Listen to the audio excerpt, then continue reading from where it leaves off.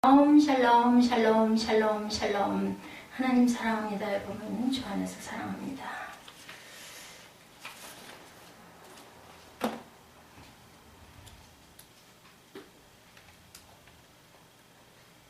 신령한 젖을 사모하라. 성도들을 권면하는 내용이 나타나 있죠. 그러므로 모든 악독과 모든 기만과 외식과 시기와 모든 비방하는 말을 버리고 갓난아이들 같이 순전하고 신령한 젖을 사모하라. 이는 그로 말미암아 너희로 구원에 이르도록 자라게 하려 함이라라고 말씀합니다. 성도가 사모해야 할 하나님의 말씀은 영혼을 성장시키기에 신령한 양식과 합당한 양식이다. 따라서 성도의 영적 성장은 말씀이 아닌 다른 것으로는 불가능하고 기대할 수 없다. 누구든지 하나님께 인정받고 칭찬받기를 원한다면 신앙의 성장을 도모하도록 해야 된다. 성장이 멈추면 열매가 안 맺지요. 당연히 옛사람을 벗어버리라고 합니다. 에베소서 4장 22절에서 24절 말씀입니다. 너희는 유혹의 욕심을 따라 썩어져가는 구습을 따르는 옛사람을 벗어버리고 오직 너희 심령이 새롭게 되어 하나님을 따라 의와 진리와 거룩함으로 지으심을 받은 새 사람을 입으라. 신령한 은사인 복음에 대해서 로마서 1장 11절에 하나님이 이르시되 땅은 풀과 씨 맺는 채소와 각기 종류대로 씨 가진 열매 맺는 나무를 내라 하시니 그대로 되었다라고 말합니다.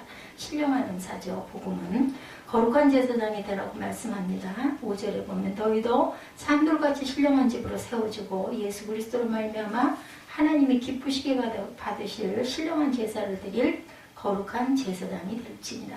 우리들은 모두 다 거룩한 제사장들입니다. 신약에 와서는 그죠. 요한복음 3장 16절에서 18절에도 하나님이 세상을 이처럼 사랑하사 독생자를 주셨으니 이는 그를 믿는 자마다 멸망하지 않고 영생을 얻게 하라 하심이라. 하나님 그 아들을 세상에 보내신 것은 세상을 심판하려 하심이 아니요 그로 말미암아 세상을 구원을 받게 하심이라. 이렇게 말씀합니다. 하나님의 말씀으로 중생한 성도들이 실천해야 할 의무에 대해서 계속 말씀하죠. 18절에는 그를 믿는 자는 심판을 받지 아니할 것이요 믿지 아니하는 자는 하나님의 독생자 이름을 믿지 아니하므로 벌써 심판을 받은 것이다. 보배로 오신 산돌이신 예수 그리스도께서 나와서 그분을 영접하는 믿는 자는 하나님께 택하신 바 되어 산돌이 되므로 신령한 집을 짓는 재료가 됩니다. 우리들은 모두 다 산돌인 줄 믿습니다. 우리는 이를 가리켜 교회라고 말하죠. 베드로는 예수 그리스도로 말미암아 하나님이 기쁘게 받으실 신령한 제사를 드릴 거룩한 제사장이 될지라. 베드로전서 2장 9절 말씀 유명하죠. 산돌로서의 제사장인 성도들이 해야 할 사명 중에 특별한 것, 기뻐하시는 산제사로 우리는 꼭 드려야 됩니다. 9절 말씀 우리 한번 읽어볼까요? 그러나 너희는 택하신 족속이요 왕같은 제사장들이요 거룩한 나라요 그의 소유가 된 백성이니 이는 너희를 어두운 데서 불러내어 그의 기이한 빛에 들어가게 하신 이에 아름다운 덕을 선포하게 하려 하십니다. 이렇게 말씀합니다. 기뻐하시는 산제사는 로마서 12장 1절에 그러므로 형제들아 내가 하나님의 모든 자비하심으로 너희를 권하노니 너희 몸을 하나님이 기뻐하시는 거룩한 산 제물로 드리라. 이는 너희가 드릴 영적 예배니라. 왕같은 제사장 지금 우리가 읽었죠. 너희는 택하신 족속이요 왕같은 제사장들이다. 이렇게 말씀합니다. 거룩한 나라고 그의 소유받은 백성이니 이는 너희를 어두운 데서 불러내어 그의 기이한 빛에 들어가게 하신 이의 아름다운 덕을 예수 그리스도의 아름다운 덕을 선포하려 하시니라. 우리는 그런 예수의 그 마음과 예수의 말씀을 선포합니다. 하나님의 소유가 된 백성이죠. 성도들이 하나님의 소유가 된 백성이라고 9절에서 말씀하면서 하나님의 소유로서 어떤 세력에도 빼앗기지 않는 하나님의 전유물이라는 의미에서 그렇게 말합니다. 하나님에게서는 성도들을 어두운 데서 불러내어 그의 기이한 빛에 들어가게 하셨죠. 성도들은 구원을 받아 빛의 자녀로 받은 바 특권이 목적에 부응하여 하나님의 덕을 나타내는데 우리는 힘써야 되겠고 육체의 정욕을 제어하고 이방인 가운데 선을 행해서 하나님께 영광을 돌리는 삶을 살아가야 되겠다. 만민 중에 택하셨어요. 신명기 10장 15절에 여호와께서 오직 내 조상들을 기뻐하시고 그들을 사랑하사 그들의 후손인 너희를 만민 중에서 택하셨음이 오늘과 같으니라. 주 안에서 빛의 자녀들이죠. 우리 교회 이전할 때 주신 말씀이죠. 에베소서 5장 8, 9절 너희가 전에는 어둠이더니 이제는 주 안에서 빛이라. 빛의 자녀들처럼 행하라. 우리가 빛의 자녀 교회로 했었어야 딱 맞았을 것 같아요. 빛의 열매는 모든 착함과 의로움과 진실함이 있느니라. 인간이 세운 제도에 순종하라고 말씀합니다. 2장 13절, 20절까지 읽었죠? 볼까요? 인간이 모든 제도를 주를 위하여 순종하되 혹은 위에 있는 왕이나 혹은 그가 악행하는 자를 징벌하고 선행하는 자를 포상하기 위하여 보낸 총독에게 하라. 이렇게 말합니다. 곧 선행으로 어리석은 사람들이 무식한 말을 막으시는 것이라. 너희는 자유가 있으나 그 자유로 악을 가리는 데 쓰지 말고 오직 하나님의 종과 같이 하라. 무사람을 공경하며 형제를 사랑하며 하나님을 두려워하며 왕을 존대하라. 그래서 나라의 정치가들 위해서 우리가 항상 기도해야 됩니다. 이 나라를 이끌고 가는 정치, 경제, 문화인들을 위해서, 대표들을 위해서 기도해야 되죠. 세상의 제도와 권세에 순복하는 베드로의 권고는 가이사의 것은 가이사에게라고 하신 주님의 교훈, 마태복음 22장에서 17절에서 22절까지죠. 위에 있는 권세에게 순복하려는 바울의 가르침과 동일합니다. 제가 이번 사건에서 주셨던 말씀입니다. 성도들은 인간이 세운 모든 제도와 세상 권세에 순복해야 하는데 그렇다고 이 땅의 질서에 대한 맹목적인 복종을 뜻하는 것만은 아니죠. 중요한 것은 주 안에서 순종함으로 하나님께 영광을 돌려야 되겠다. 말씀에서 반대가 되면 따르면 안 되죠. 그리스도를 경외함으로 피차 복종해야 합니다. 에베소서 5장 21절에 그리스도를 경외함으로 피차 복종하라. 이 앞에는 그리스도를 경외함으로가 붙어 있습니다. 권세를 거스르는 자는 하나님의 영을 거스르는 거다. 로마서 13장 2절이죠. 그러므로 권세를 거스르는 자는 하나님의 명을 거스름이니 거스르는 자들은 심판을 자취하리라. 선행으로 무식자의 말을 막으라고 15절에 아까 우리가 함께 읽었죠. 선행으로 어리석은 사람들이 무식한 말을 막으시는 것이라 그렇게 말합니다. 너희는 자유가 있으나 그 자유로 악을 가리는 데 쓰지 말고 오직 하나님의 종과 같이 하라. 무사람을 공경하고 형제를 사랑하며 하나님을 두려워하며 왕을 존대하라. 그리고 그 다음에는 그리스도의 고난에 대해서 말씀합니다.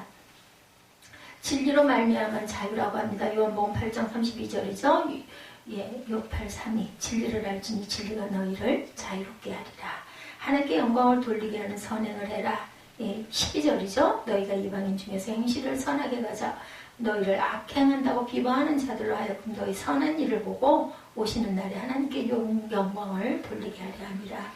순복하는 방법에 대해서 18절에 말씀합니다. 그리스도의 고난 사관들아 범사에 두려워함으로 주인들에게 순종하되 선하고 관용하는 자들에게만 아니라 까다로운 자에게도 우리가 순종으로 관용하고 순종해야 된다. 19절에 부당하게 고난을 받아도 하나님을 생각함으로 슬픔을 참으면 이는 아름다우나 죄가 있어 매를 맞고 참으면 무슨 칭찬이 있으리요? 그러나 선을 행함으로 고난을 받고 참으면 이는 하나님 앞에 아름다우니라.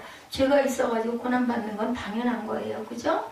그런데 아무런 선을 행해서 아무런 그런 죄가 없으면서 고난을 받고 참으면 하나님 앞에 아름답다고 말합니다.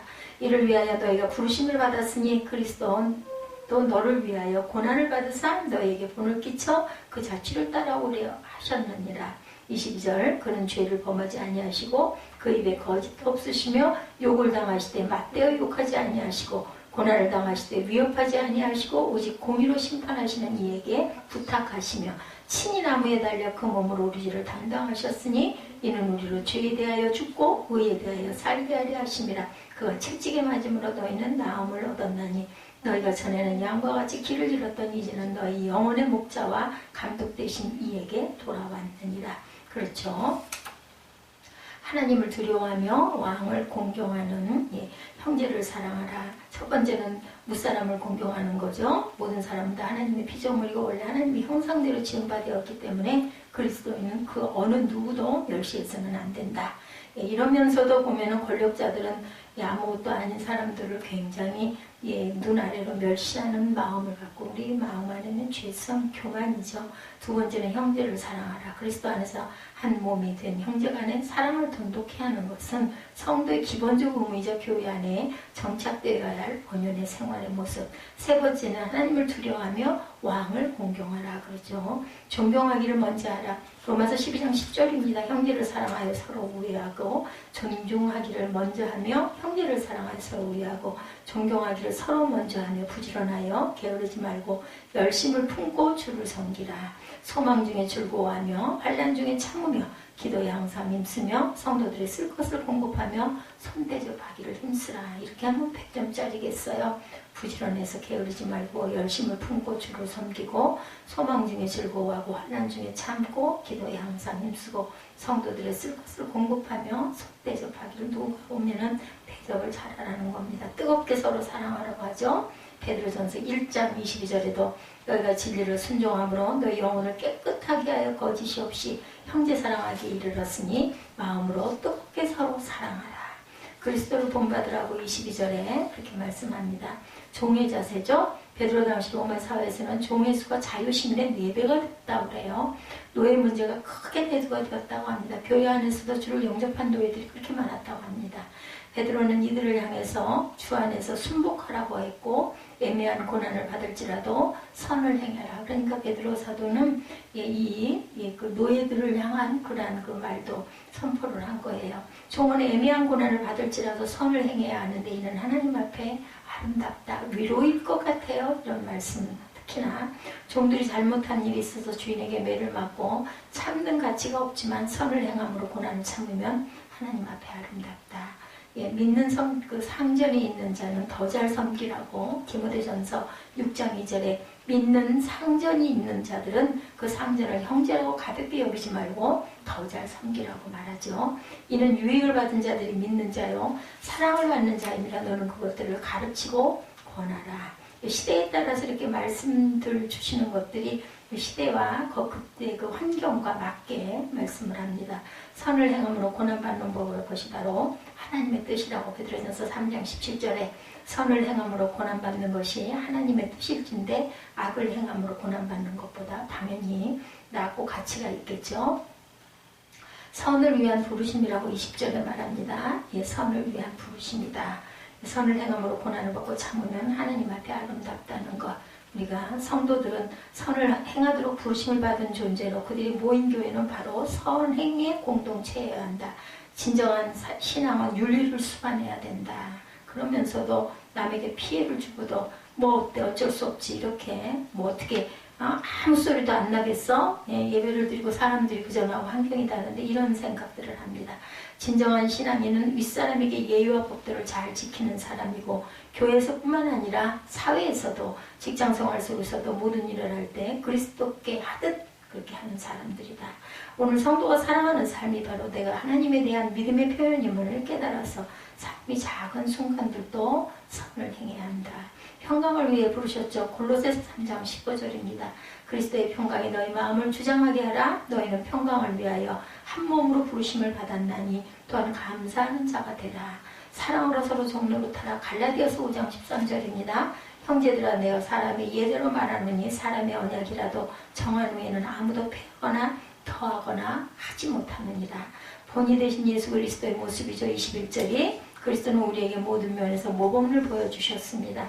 누구든지 예수 그리스도를 모범으로 삼고 인생을 살아가기만 하면 반드시 위대한 일을 하게 되죠. 그 이유는 그분이 보여주신 모범 속에 위대한 일을 할 수 있는 모든 요건들이 명시되어 있기 때문인데 크리스찬들은 그리스도가 본을 보이신 것처럼 고난을 받을 준비를 하고 있어야 되겠다. 준비하고 있어야 돼요. 그리스도의 고난으로 말미암아 우리는 주와 같이 죄에 대해서 죽고 의에 대해서 살게 되기 때문이라. 사랑의 본을 보여주셨죠. 요한복음 13장 34절에 새 계명을 너에게 주노니 서로 사랑하라. 내가 너희를 사랑한 것 같이 너희도 서로 사랑하라. 그러면 모든 사람들이 너희를 보고 내 제자인 줄 알리라. 그렇게 말하죠. 온전히 행하게 하기 위함이라고 요한복음 13장 19절에도 내가 너에게 행한 것 같이 너희도 행하게 하려 하여 본을 보였다. 내가 본을 보인 것은 너희도 나를 따라 똑같이 행하게 하게 하려고 내가 와서 이렇게 본을 보인 거다고 말씀을 합니다. 그리스도는 선을 위해 부르심을 받은 신부님을 반드시 기억해야 되겠다. 자신들의 신분을 망각할 때 다른 길로 어그러지게 가죠. 우리는 하나님의 자녀, 거룩한 백성을 알고 불의와 죄악이 만연해 있는 이 세상에서 우리의 선한 행위로 빗대신 그리스도를 증거해야 된다. 뭐 말로만 할 일이 아니라 제일 중요한 거 행동이죠. 베드로전서는 새신자들에게 읽게 하였던 성경이었고 특별히 세례받은 성도들에게 필히 권한 성경이었다고 합니다. 초대교회에서는 새신자들 그중에 세례를 받은 성도들에게 베드로전서를 읽게 하였습니다. 초대교회에서는 세례받은 성도들에게는 젖과 꿀을 주어서 먹게 했대요. 촛불을 주어서 세상에 빛이 되라고 이런 의식을 이렇게 행하게 됐다고 합니다. 세례를 받는다는 말은 그것을 제대로 알고 받아야 하는데 그렇지 못한 경우가 너무 많죠. 우리가 받은 세례는 무슨 의미고 가치가 있는지를 꼭 알아야 됩니다. 요한 칼빈은 세례란 하나님에 의하여 그의 자녀로 삼으시는 거룩한 인침이며 이것은 그리스도와 접붙임으로 새로운 출발이다. 나는 죽고 그죠? 물속으로 들어갔다 나오는 게 이렇게 뿌리는 세례 말로 저희는 교단이 전부 침례를 하죠. 들어갔을 때 죽고 다시 일어나 나올 때 이제 새 생명으로 살았습니다. 라는 그러한 표시입니다. 우리가 이렇게 세례받음으로 하나님의 자녀가 되었다는 거룩한 인침, 곧 확증이죠. 그리고 이제는 예수 그리스도의 한 몸이 되었다는 의식을 가지게 하고 하나님 나라를 위한 헌신자로 새로운 출발이다라는 의미를 갖고 있습니다. 세례를 받는다는 것은 굉장히 거룩하고 의미가 크고 내가 새롭게 태어났다라는 뜻을 갖고 있습니다. 그래서 초대교회에서는 이제부터 영원한 가나안 땅, 젖과 꿀이 흐르는 땅으로 가라는 뜻으로 우유와 꿀을 주었다고 그래요. 그리고 이제부터 헌신하면서 빛의 삶을 살려는 뜻으로 아까 말씀드린 대로 촛불을 주었다고 합니다. 그리고 베드로전서를 읽고 공부하게 했다고 그래요. 세례를 처음 받은 사람들은 필히 베드로전서를 읽었다고 해요. 베드로전서는 박해받은 성도들에게 위로와 소망을 주려고 쓰신 성경입니다. 우리의 신앙생활은 세례받기 이전과 이후의 삶이 차별되어야 되고 달라야 합니다. 10절에 오늘 본문 10절이죠. 저희가 전에는 백성이 아니더니 이제는 하나님의 백성이요 전에는 긍휼을 얻지 못하였더니 이제는 긍휼을 얻은 자니라 이렇게 말씀하죠. 전에는 한때는 백성이 아니었어요. 하나님의 백성과 자녀가 아니었기에 악한 세상에서 악한 영을 따르고 살았지만 뭐가 뭔지 모르고 살았지만 이제는 하나님의 자녀와 백성이 되었죠. 이제는 헬라어 륜이라는 말 지금 현재를 말하는 건데 예수님을 믿기 전과 이후 륜 이전과 이후가 달라야 된다. 예수 믿기 전과 이후가 전혀 변하지 않았다고 하면 예수를 영접하지 않은 사람입니다. 오늘 본문의 말씀에는 신앙생활에는 버릴 것이 있다. 1절이죠. 그러므로 모든 악독과 모든 기만과 외식과 시기와 모든 비방하는 말을 버리고 이렇게 말씀하고 있습니다. 모든 비방하는 말을 버리고 먼저 쉬운 번역으로 보면 여러분은 모든 악과 거짓을 버리십시오. 위선자가 되지 말고 시기하며 험담하는 자가 되지 마십시오. 이렇게 나와 있습니다. 우리의 삶 가운데 이 모든 것을 없애버려야 되겠다. 그렇습니다. 버려야 할 것들이 있죠. 새로운 시대를 살아가는 우리는 예전에 가지고 있던 나쁜 의식이나 습관들은 다 버려야 합니다.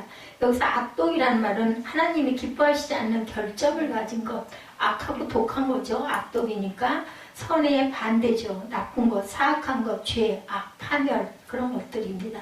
악한 마음에서 나오는 행위를 말하는 것으로 남을 해치려는 심사가 있습니다. 기만, 그것도 기만했다라는 말도 예전 성경에는 괴율이라고 했습니다. 속임을 말하는 거죠. 이 말은 믿기, 올가미, 기만, 계략 이런 뜻을 갖고 있습니다. 사람을 유혹하는 것이고 미혹하는 것인데 진실이 아닌 가짜, 덧, 관계 이런 것들이 바로 기만이죠. 괴율이라고 합니다. 외식을 버리라고 하시죠. 외식이란 위선을 말합니다. 거짓으로 꾸미는 것이고 숨기고 속이는 행위를 말합니다. 연기자 배우를 말하기도 한다고 그래요. 시기하는 것도 버리라고 하죠. 시기란 질투죠. 사람이 좀 넉넉한 마음을 가져야지 속이 좁은 사람은 참으로 대하기가 참 힘들죠. 자존심 하나로 살아가는 사람들이 문제고 시기심으로 가득 찬 사람들이 인간관계를 위협합니다.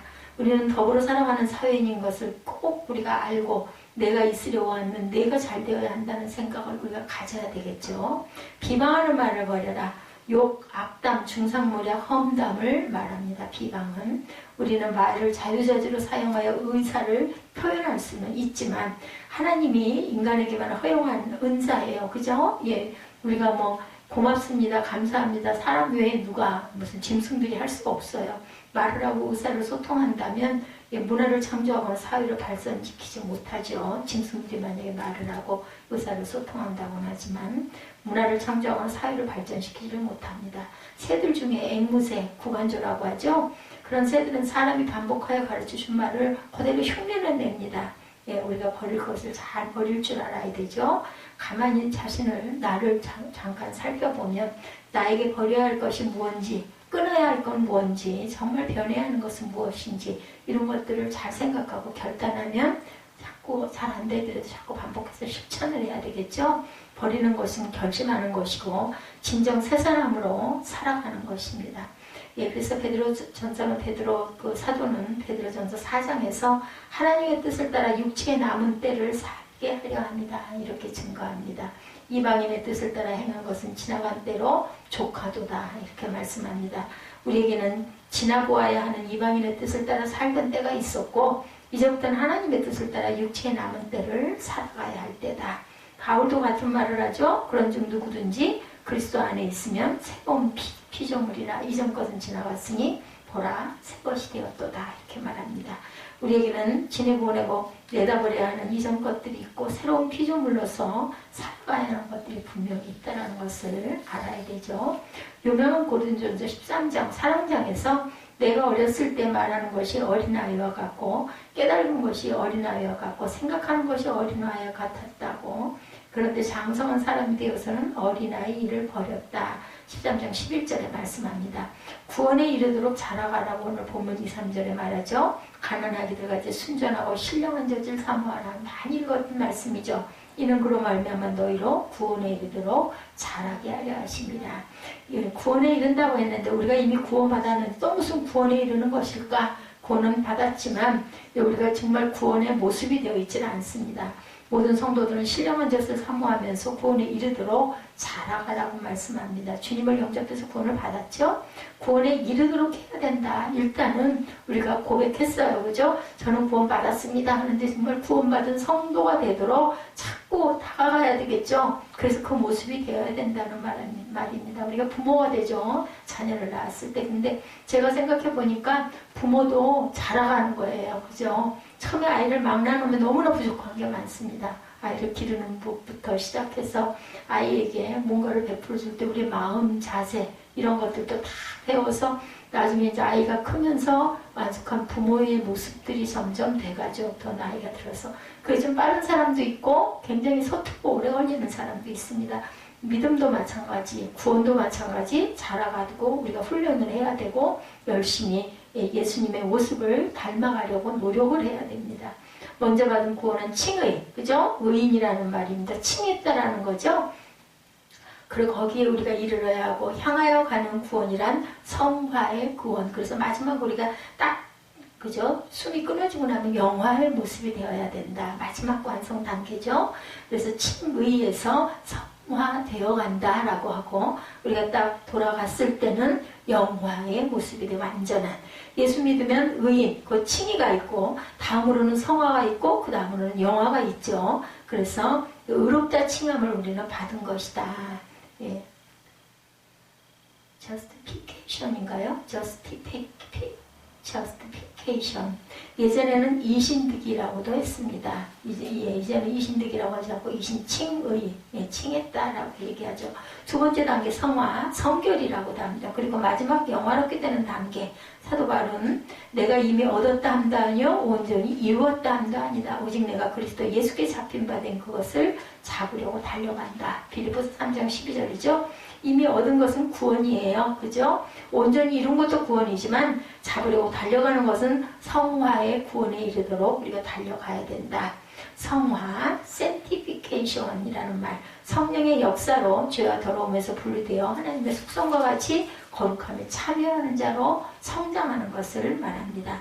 하나님의 은혜로 구원받은 성도들이 성숙한 사람으로 하나님의 사람으로 성장하는 것. 우리는 모든 죄에 속량되어서 의롭다는 인침을 받았어요. 우리는 구원받았고 의롭다 칭함을 받은 자녀들인데, 구원받은 성도들은 주님의 이름으로 세례를 받고 예수님 안에서 살면서 성경케 하시는 예수님의 인격에 참여하면서 그리스도로 옷을 입고 새로운 사람으로 살아갑니다. 우리 옷도 그렇죠. 새 옷 처음에 사면 어때요?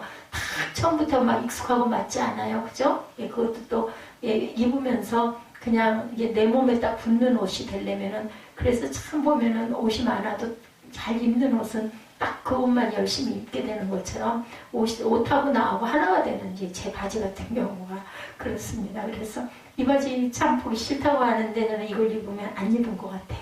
너무 편해서 자꾸 입는데, 또 모양도 보고 갈아입기도 해야 되지. 근데 어차피 나오는 데가 그 종아리밖에 안 나오니까 저는 너무 편해. 안 입은 것 같아. 다른 건 입으면 답답하거든요. 나이가 먹어서 그런 것 같고 몸이 불편하니까 더 그런 것 같습니다. 절대로 허리를 조이는 거는 이제 입지를 못하니, 그래서 그냥 원도 없이 옛날에 달라붙는 옷들을 이렇게 많이 입은 것 같아요. 그전에는 딱 붙어야 옷을 입은 것 같았는데 힘도 받고 지금 달라졌죠. 그리스도의 장성한 분량이 충만한 데까지 자라야 하고 온전한 그 사람을 이루어야 하고 완전한 인격으로 나아가야 합니다. 우리는 신의 성품에 참여하는 사람들이 되었어요. 얼마나 영광스러워요. 우리가 어떻게 감히 하나님의 성품에 참여할 수가 있겠어요. 이렇게 하나님이 칭해 주셨기 때문에 우리가 그 성품에 참여합니다. 베드로후서 1장 4절에 이로써 그 보배롭고 지극히 큰 약속으로 말미암아 너희가 정욕 때문에 세상에서 썩어질 것을 피하여 신성한 성품에 참여하는 자가 되게 하려 하심이라, 이렇게 증거되어 있습니다. 그리고 베드로전서 1장 15절에 오직 너희를 부르신 거룩한 이처럼 너희도 모든 행실에 거룩한 자가 되라고 하시죠. 악한 죄를 버리고 하나님의 백성의 자녀로 그리스도의 제자로서 신실하게 살아가면서 성숙한 자리에 우리가 이르러야 된다. 아직도 육신에 속한 사람으로 살지 말고 신령한 사람, 성숙한 인격체들이 돼야 되죠. 우리 가정에 아들이 태어나고 딸이 태어나는 것이 문제가 아니라 어떤 자식이든지 잘 자라야 합니다. 아까 참 고마운 게 많았는데 했더니 고마운 게 많았다고, 그럼 나는 너한테 고마운 게 있었나 하는 그 말을 듣고 너무 정말 기가 막혔어요. 부모는 자녀가 잘 커지면 그게 고맙지 않을까 싶습니다. 하나님도 예수님도 우리를 보면서 영적으로 조금씩 자라가고 있는 모습 보면은 흐뭇해하시지 않을까. 그게 하나님을 기쁘게 하시는 모습이죠. 이게 잘 자라가는 거, 세상적으로 자라가는 것이 아니라 영적으로 조금씩 성장하는데, 자라나야 할 사람은 우리의 자녀들이고 다른 사람들이고, 자라나야 할 사람은 성도들이고 우리 또한 세빛교회 공동체에서 식구들이죠. 나는 아니고 더 이상 받을 것이 없고 이쯤으로 만족하고 있다. 이건 문제가 됩니다. 정말 나는 잘할 대로 다 잘한 사람이라고 생각하는가. 저는 가끔 보면은 이 나이가 됐는데도 부모로서 참 영향이 부족하다 할 때가 너무나 많아요. 스스로 그런 생각을 많이 하게 됩니다. 말 맞다나 정말 조금만 그냥 귀찮고 그러면 그냥 다 그냥 포기해버리고 싶고, 이런 마음 불뚝불뚝이라는 건 못된 마음이죠. 우리 주님의 장성한 분량에 충만한 데까지 우리 자라가야 합니다. 근데 충만한 분량까지 자라가려면 그렇게 쉽게 자라가는 건 아니에요. 고난을 통해서 조금씩 성장을 하죠. 신령한 사람, 성숙한 인격자가 되기 위해서 우리가 잘 먹고 갓난아이들 같이 우리 모든 성도들은 순전하고 신령한 젖을 사모해야 된다. 그 젖이 뭐예요? 말씀이죠. 시는 노래합니다. 42편에서 하나님이여 사슴이 시냇물을 찾기에 갈급한 같이 내 영혼이 주를 찾기에 갈급하나이다. 우리 찬양 많이 하죠. 나는 은혜 받은 받아야 할 사람입니다. 라는 고백입니다. 하나님이 나를 모르신다고 하거나 나를 보시고 형편없는 사람이라고 하면 안 되겠죠? 여기 갓난아이라는 말은 성경에서 이곳에만 쓰인 말로 방금 태어난 아기를 말해요. 이곳에만 나와 있습니다. 갓난아이와 같은 어린아이들에게 순전한 것을 먹이죠. 불순물 들어간 거 다 얼마나 소독해요. 저는 그 전에 그 아이 그 분유 먹일 때 그 우유꼭지 삶으면서 참 그렇게 맨날 끓여도 그대로 있는 게 정말 신기했었어요. 수도 없이 끓이자 한 번 먹이고 나면 모아놨다가 뜨거운 물에다 씻어가지고 꼭 팔팔 끓여서 또 담아가지고 어떻게 했는지 몰라. 그렇게 계속 해가지고 밤중에도 꼭 2시간 반, 2시간, 뭐 어릴 때는 뭐 시간 반, 1시간에도 뭐 먹여야 되고 그렇게 뭐 잠 거의 밤에는 안 자죠. 요것만 벗어나면 얼마나 좋을까 하는데 벗어나면 또 큰 대로 또 신경 쓰일 일들이 너무나 많더라고요. 어떻게 살아갔나 몰라. 그 세월 또 돌아오라고 하면 못할 것 같아요. 그렇게 하고 살았습니다. 하나님이 창조하신 창조의 원리대로 우리는 순응하면서 살아가야 되겠다. 모유를 먹고 자라야 어머니 아름다운 품성을 이어받을 것인데 요즘에는 분유 먹어가지고 뭐 풀란성화지처럼 아이들이 그렇게 엉망진창이 된다라는 말도 많습니다. 순전한다라는 말은 아무것도 섞인 것이 없는 아주 완전 순수한 예를 들면 이제 젖으로 표현하니까 모유와 같은 그런 상태. 어린아이들이 엄마 젖을 먹을 때 그 맛을 알고 그 젖만 꼭 먹으려고 그렇게 부는 아기들이 있어요.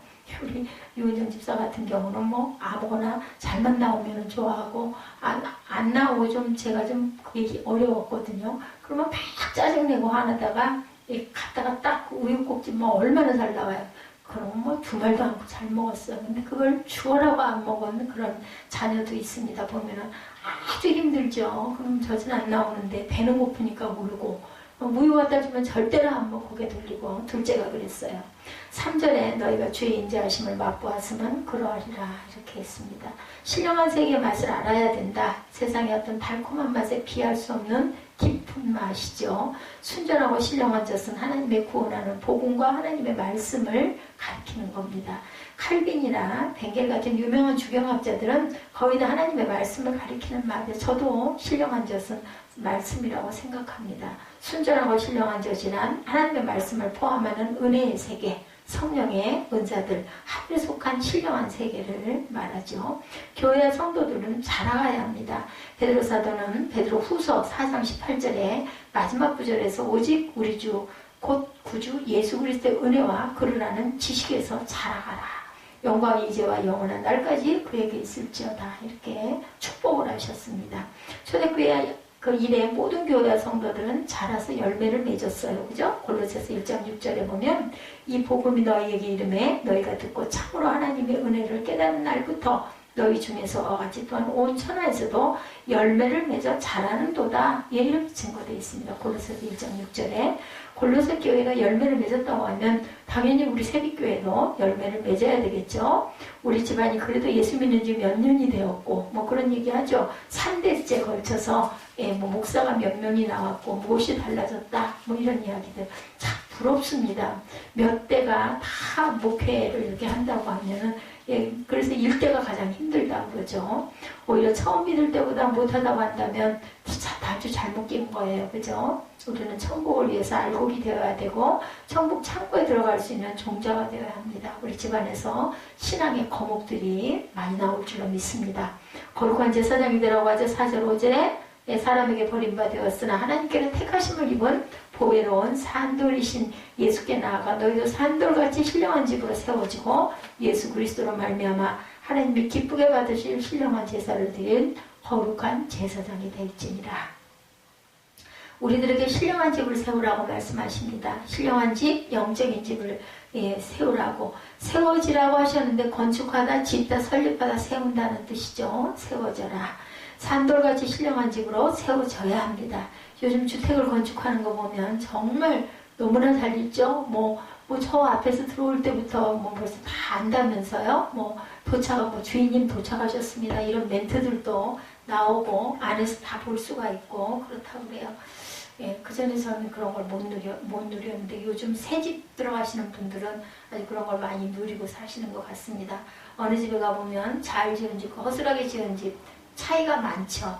우리는 잘 자라가는 집을 세우는 사람들이라는 것. 자기의 인격, 자기의 성품, 자기의 신앙 이런 영적인 집을 건축하는 사람들이에요. 아주 편리한 집 지은 거 제가 김치냉장고 그 와이파이 되는 거 그때 살 때는 별 필요 없습니다. 근데 편하더라고요. 누워서 생각이 나가지고 이거 조금 온도 내려야 되겠다 하면 딱 눌러가지고 내리면 딱 내려와요. 가서 일일이 안 눌러도 되고 그러니 얼마나들 편하겠어요. 이렇게 편하게 사시는 분들은. 근데 그걸 맨날 하는 사람들은 또 그냥 그렇겠거니 하겠죠. 우리 주님이 보실 때 잘 지은 집이라고 칭찬을 받아야 돼요. 모래 위에 세워 무너지는 집이 아니라 반석 위에 세워서 비바람이 불어도 무너지지 않는 견고한 집을 세워가야 합니다. 하나님의 집, 신령한 집을 짓는데 산 돌로 집을 지어라. 예수 그리스도로 집을 짓는 거죠. 뭡니까? 말씀이죠. 산돌은 예수 그리스도. 예수님을 비유하는 그 돌은 사람들에게는 버림받았어요. 그저 그런 게 십자가에 못 박았죠. 하나님은 그 돌을 가지고 하나님의 나라를 이룩하시고 신령한 집을 지으셨습니다. 이 신령한 집은 하나님의 집이고 이 신령한 집은 주님의 몸된 교회고 또 하나님의 나라이고 하나님의 말씀입니다. 그리고 이 신령한 집이란 우리들 한 사람 한 사람의 인격이고 성숙한 신앙을 말하기도 합니다. 무엇을 통해서? 말씀을 통해서. 교회의 말씀이 없어지면 교회에 생명이 없는 거죠. 이 신령한 집에서는 하나님의 기쁘시게 받으실 신령한 제사를 드리는 거룩한 제사장으로 우리가 살아가야 된다. 우리 한 사람 한 사람이 스스로 결단하고 책임지고 하나님 나라를 위하여 헌신한 일꾼들이 당연히 되어야 되겠죠. 하나님의 기뻐하시는 일을 하는 것이 무엇인지를 우리가 깨달아 알아야 되겠다. 거룩한 제사장들은 하나님의 집에서 제사를 당연히 드리죠. 제사장들은 하나님의 말씀을 강론하고 백성들의 신앙을 책임집니다. 백성들이 지은 죄는 마치 내가 지은 죄인 것처럼 제사장들이 그랬죠. 아파하면서 하나님 앞에 나아가 속죄의 제사를 드렸었죠. 물론 그게 일회로 끝나는 건 아니었지만 어찌됐든 간에 그 아픈 심정으로 우리 한 사람 한 사람이 거룩한 제사장으로 이렇게 그 제사장이 제단을 쌓았던 그런 모습과 마음으로 살아가야 되겠다. 우리들 스스로 다른 사람의 도움 없이 각자가 알아서 하나님의 일을 하고 천국을 건설하는 주역으로 살아갈 때 아름다우니라 이런 칭호를 받겠죠. 우리 성도들이 교회 문 밖에만 나가면 움츠러들고 내가 예수 안 믿는 것처럼 살고 자기중심적이고 이기적인 사람이란 말을 듣고 욕심이 많은 사람이라고 상대하지 못할 사람이라고 이런 말을 절대로 들어서는 안 됩니다. 우리 하나님의 기뻐 받으실 신령한 제사를 드리는 거룩한 제사장의 모습이 되어야 되겠다. 우리는 할 일이 있죠. 이제는 할 일과 하지 말아야 할 것을 잘 가리고 그리고 또한 하고 싶은 것이 있다고 해도 꼭 해야 할 일만 하나님 보시기에 온전한 일만 하도록 우리가 잘 분별할 줄 알아야 됩니다. 하나님을 기쁘시게 하는 일이라고 하면 죽어도 하고 하나님이 섭섭해 하시는 일이라 하면 절대로 하지 말아야 되겠다. 우리는 자기 정체성을 일단 바로 알아야 되겠죠. 9절 10절에 너희는 택하신 족속이요 왕같은 제사장들이요 거룩한 나라요 그의 소유가 된 백성이니 이는 너희를 어두운 데서 불러내어 그의 귀한 빛에 들어가게 하신 이에 아름다운 덕을 선포하게 하려 하십니다.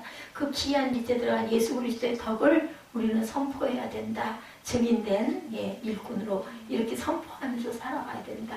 우리가 절대로 양보하지 말아야 될 것은 예배에 문제가 생기게 하거나 예배를 방해하거나 소란스럽게 하는 것은 그것이 설령 그 목사님은 아마 그러신 것 같아요. 찬양이 좀 들리기로 뭐가 그게 그렇게 근데 본인이 직접 당해봐야 되죠. 예배도 우리가 찬송을 더 높이 불러야 할 때가 있고 조용하게 경청해야 될 때가 있고 있습니다. 더더군다나 이웃에서 그런 걸로 인해 방해가 일어나가지고 예배가 끊어진다면 그거는 생명 걸고 나가가지고 투쟁해서 그것을 고치고 바꿔야 합니다. 그것이 우리의 사명인 거죠. 무슨 예배 한 번 좀 안 드렸다고 무슨 일이에요. 절대로 그런 건 양보해서는 안 되죠. 너희가 전에는 백성이 아니던 이제는 하나님의 백성이고 전에는 긍휼을 얻지 못하였던 이제는 긍휼을 얻은 자들. 우리는 이렇게 새 생명을 받았어요. 예수님의 피와 예수님의 결단으로 십자가에 못 박음으로 생명을 얻었습니다. 그리고 긍휼하심을 얻어서 의인으로 칭함도 받았습니다. 하나님의 백성답게 살아갈 때만 백성이라는 것. 왕같은 제사장으로 스스로 결단하고 자기를 통제하고 관리하고 내가 해야 할 일을 찾아서 살아가야 한다. 누가 무엇이라고 하든지 누가 뭐라고 하면 무조건 따라가고 누구를 의식하고 행하는 것이 아니고 하나님의 자녀이게 당연히 하는 것이고 백성이 해야 할 의무이죠. 나라 국민들도 의무를 이행하죠. 세금도 내고 법도 지키고 질서도 지킵니다. 나는 긍휼을 얻은 자에게 이제는 되돌려드리는 신앙으로 살아가야 할 것이다. 과거에는 자존심을 건드린다고 싸우고 욕하고 그랬지만 이제는 그런 것들도 초월할 줄도 알아야 되고 소화시킬 수도 있어야 됩니다. 과거에는 못된 사람이라는 말은 들었었다 해도 지금은 변했어. 저 사람 정말 새 사람 됐어. 이런 말을 들어야 되겠죠. 그래야 예수를 높이고 우리가 증인된 삶을 사는 거죠. 감사와 찬양이 입에 가득하고 시기하고 질투하는 사람이 사랑의 사람으로 변화된 모습을 사람들에게 보내줄 때 우리는 빛이 되고 소금이 되죠. 예전에 주님의 마음을 아프게 하면서 어떻게 살아왔는지 생각하면 정말 부끄럽다, 이런 마음이 들어야 됩니다. 우리는 이렇게 매일매일 자라와야 되죠. 저 식물도 조금씩 가지가 퍼져가지고 자라는 걸 보면 신기한데 우리가 사람의 성품이 변하면 얼마나 그것이 보기가 아름답겠습니까? 바울은 에베소서 4장 13절과 15절에서 우리가 다 하나님의 아들을 믿는 것과 아는 것에 하나가 되어 온전한 사람을 이루어 그리스도의 장성한 분량이 충만한 데까지 이르리니 오직 사랑 안에서 참된 것을 하여 범사에 그에게까지 자랄지라, 이렇게 말씀합니다. 그는 머리니 곧 그리스도시다. 에베소서 4장 13절과 19절입니다. 우리는 버릴 것들을 찾아 오늘 버리고 가야 한다. 버릴 건 빨리빨리 버려야 돼요. 어떤 악한 것은 모양이라도 버리라고 하죠. 하나님 앞에서 진실하려고 기만과 외식과 시기와 모든 비방하는 말을 버려야 됩니다. 좋지 않은 습관도 버려야 되고 하나님 앞에 설 때 부끄럽지 않은 모습으로 서야 합니다. 갓난아이들처럼 순전하고 신령한 젖을 사모하면서 성화의 생활을 잘 이루고 가야 되겠죠. 실존주의 철학자고 신학자이던 키엘케골은 나는 죽지 않으려고 숨을 쉰다는 유명한 말을 했다고 그래요. 하나님 앞에서 신실하게 살고 싶으면 말씀 보고 기도하고 그 뜻대로 살려고 우리가 숨을 쉬어야 됩니다. 우리 기도도 호흡이라고 하죠. 이런 것처럼 우리 영혼이 살고 성장하기 위해서 기도하고 말씀을 볼 줄 알아야 되겠죠. 배려와 교회의 성도들은 간절한 마음으로 말씀을 받았고 그것이 그러한 가요 날마다 성경을 상고해야 했다. 말씀이 이렇게 있습니다. 하나님의 말씀을 받을 때 사람의 말로 아니하고 하나님의 말씀으로 받는 데살로니가 성도들과 같아야 되겠다. 하나님을 만날 기회를 놓치지 말아야 되죠. 잘 듣는 말씀, 믿음이 그 사람들은 정말 들으면서 난다. 그것을 아주 귀하게 여깁니다. 그래서 말씀을 들을 때 정말 꿀송이같이 달다. 무슨 말씀을 들어도 아멘 아멘 고개가 끄덕여져야 합니다. 우리는 이런 하나님의 사람들, 세상 사람들은 맨날 읽는 그게 뭐가 그렇게 좋아서 맨날 아멘 아멘 하냐 하지만 우리는 정말 들을 때마다 아멘이죠.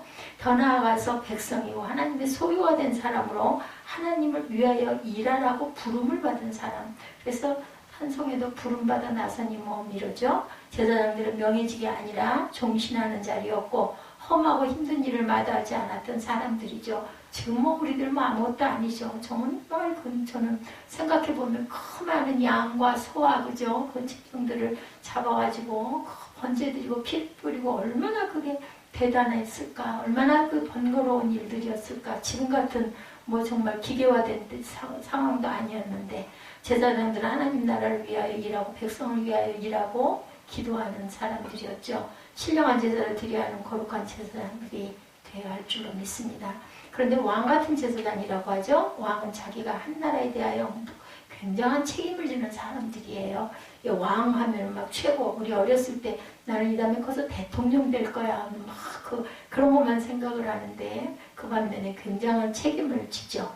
최종의 모든 책임을 내게 있다는 그런 심정으로 하나님의 일을 해야 되겠다.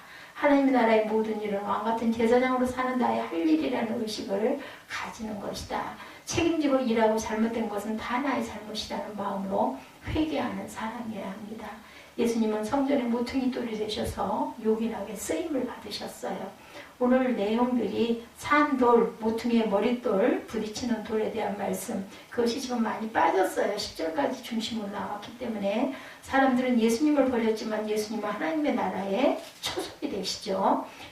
찬송가 50장에 보면 우리 자손들 다 주를 기리고 저 성전 돌같이 기나게 하소서, 이렇게 가사가 나와 있습니다. 주 구원하신 능력을 늘 끝날까지 주소서. 성화의 길을 힘써 달려가시고 신령한 인격의 집을 건축하시고 거룩한 제사장, 왕같은 제사장으로 하나님의 사업을 위하여 요긴하게 쓰임받으시는 머릿돌 같은 성도들이 다 되시기를 주님의 이름으로 축복합니다.